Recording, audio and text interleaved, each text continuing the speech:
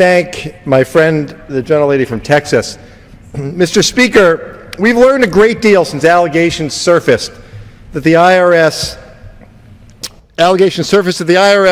officials discriminated against political-leaning groups seeking tax-exempt 501c4 status. I joined with many of my Republican colleagues in condemning the notion that politics in any way influence the behavior of the IRS. We learned, however, that the IRS kept a list of keywords that triggered extra review, a misguided practice that we are grateful has since stopped.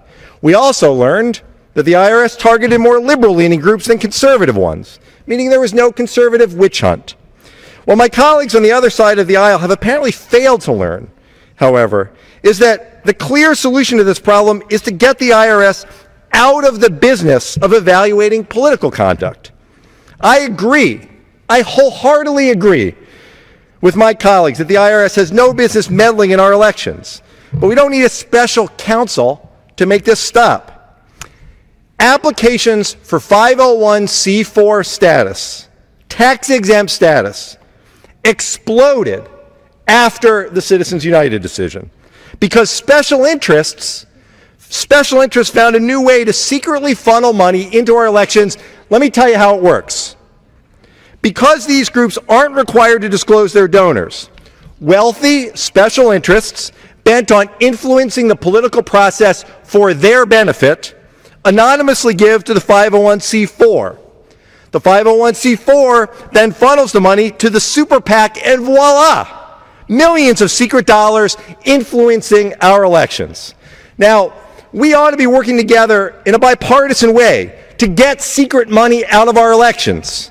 I asked the Treasury Department to review the murky regulations on the books, to revise the rules, to restore integrity to 501c4 status, and to ensure that taxpayers are never again forced to subsidize blatantly political behavior.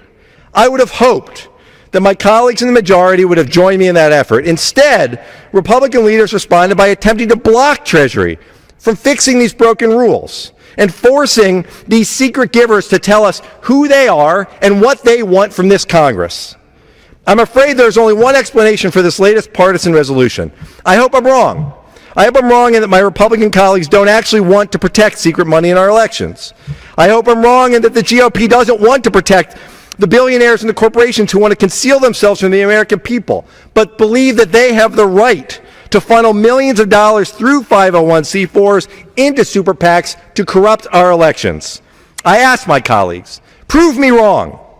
Prove me wrong by working in a bipartisan way to protect the American people from helping sham special interest groups influence elections on the taxpayer's dime.